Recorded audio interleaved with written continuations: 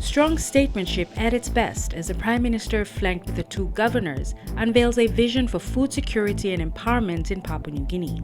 The initiative to feed the needy during the period of the state of emergency comes as many struggle in the city in the economic aftershock of the lockdown. Caring for the least amongst us is very important. Christian concept, a Melanesian concept. The effect of shutting down in the last 4 months has caught up on us, but more importantly, it has caught up on the least amongst us, our ordinary citizens. The feeding program, a collaboration between the Prime Minister, NCDC, farmers from the Central Province and churches in Port Moresby, creates a unique business model.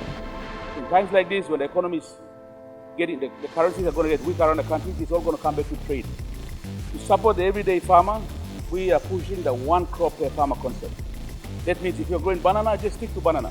If you're growing pineapple, stick to pineapple. If you're growing pawpaw, stick to pawpaw. And the message to my people is that everybody's got to take part in doing something. Everybody's got to take part in driving the economy. Now that we have these pick-up points which we have selected as we're doing the modeling, so you sell your banana to us right at your doorstep. In a trial run, 20 tons of garden produce has been directly purchased from the rural farmers, then mobilized from the Central Province to Port Moresby, where the NCDC gives it to over 40 churches who will distribute it to those in need. This is not to feed the city. It's to provide support to those who most need it. Our villages, Motukoida villages, they are most vulnerable. They can't go fishing, they can't go gardening. So this is where this program is most justified. But the help comes with a much-needed disclaimer and a message for empowerment. Your Prime Minister do not believe in free handouts. No got test me like give him a line me like talk now. You know test. If like give him kai. You must contribute your sweat equally. And in these trying times, provincial governments come together to support each other. We want to achieve a win-win. We want to be your partners rather than your nemesis. We will give you a market.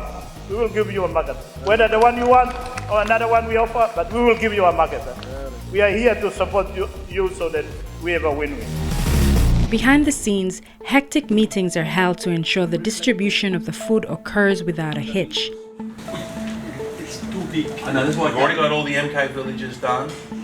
We've got Garahu done. We're now doing Maraka's number 11. We go to the suburbs and the settlements. The PNG Council of Churches pull an all-nighter at the City Hall to finalize their strategy. We want all the churches to work together to roll out this program. For the churches, I think you are very close to the people and you know very well who those people are who are at need are.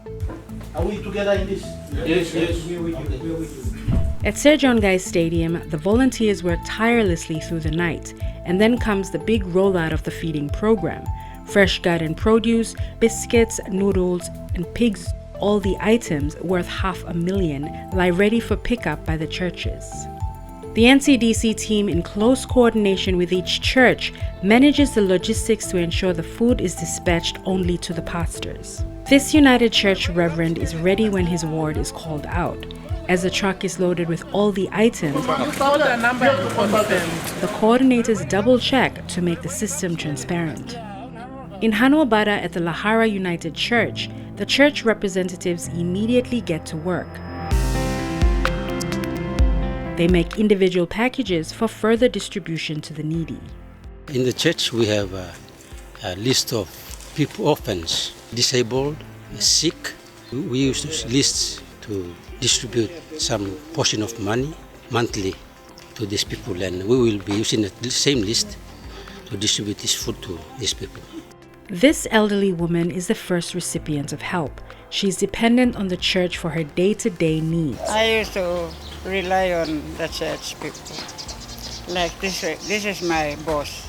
26-year-old Gewa is mentally disabled. She's also on the church's list of those who are vulnerable. The program has been made possible through generous contributions and pledges of these business houses and associations. Meanwhile, with the lockdown restrictions relaxing, Port Moresby learns to live with the new normal. As schools across the city reopen, the Provincial Task Force is intent on making sure the learning environment is COVID ready. Schools have been mandated to adhere to the social distancing rules by dividing the class into 2 batches. Temperature guns will be used to allow entry into schools. Use of homemade masks are encouraged, and additionally, awareness and training of the teachers are the other key focus. At the Hagara Primary School, the opening of 4 new classrooms couldn't have come at a better time. We must prepare for living with COVID-19. We have announced some protocols already. I want the schools to start implementing these protocols before 4th of May. Our children and their children and the future generation will be much readier than now. Our children, they need good learning environment. Many of our schools, it's an embarrassment to us. We have to change it. You don't need to look far. As the Motu Koita community finds itself struggling to cope with the new normal, these 2 leaders have development on their mind, with infrastructure as a priority. The village has been around for hundreds of years. The city has grown around it. Sometimes I feel embarrassed that we're standing in Hanobara village. You know, we have a classroom that hasn't been renovated in the last 30 years, steps that are falling apart, windows that are broken, no desks in the classrooms. And then you look across the harbour and we've got this economic hub that's making billions. Established in 1958, this school that has produced some of the brightest minds in the country was in desperate need for an uplift.